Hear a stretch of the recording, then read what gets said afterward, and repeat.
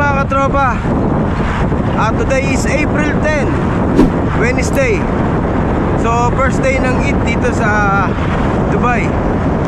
So Eid Mubarak everyone. So for today's video, tatambay tayo ng Kite Beach. So titignan natin ang sitwasyon ng Kite Beach during holiday. Alright.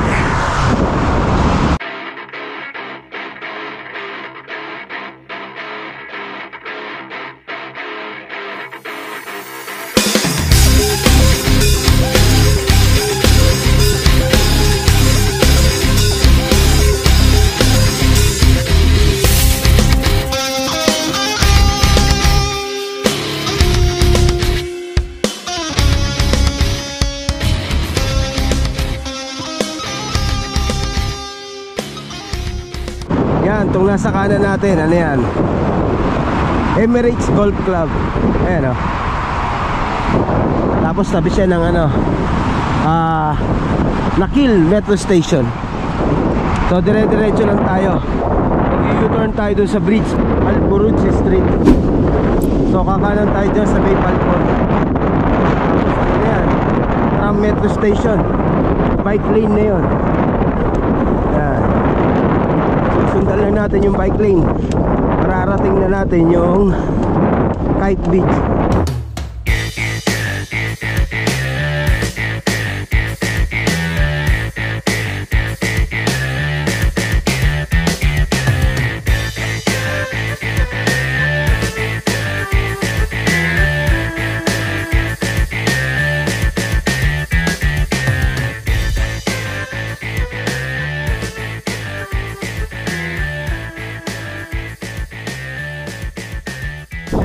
Grabe tao.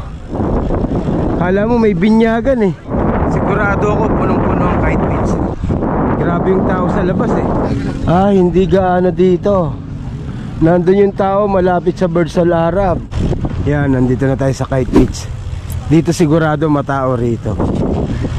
Ito kasi talaga yung magandang pwestuhan ng paliligo eh. Oh. Grabe, di ba? Oh. Ano yung tao? Ang kapal oh. Hanap tayo ng matatambayan. Dito tayo sa kaliwa. Pasok tayo dun sa kaliwa sa loob.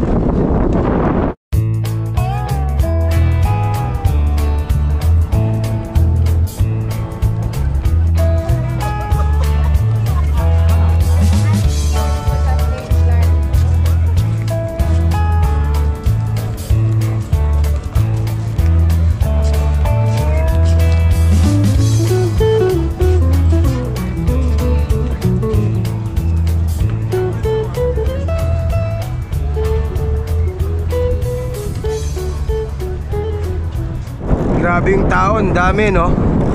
Sa mga hindi nakakaalam katropa, etong Kite Beach, etong kahabaan ng beach na to papunta doon sa Burj Al Arab, libre to, walang entrance fee dito. Ang kagandahan dito, libre na, napakalinis pa ng toilet dito. Kaya kung magbabanlaw kayo, napakalinis, di ba? Saan ka pa? Kaya more on tourist tsaka residential, mga residents dito. Gustong gusto ang Dubai.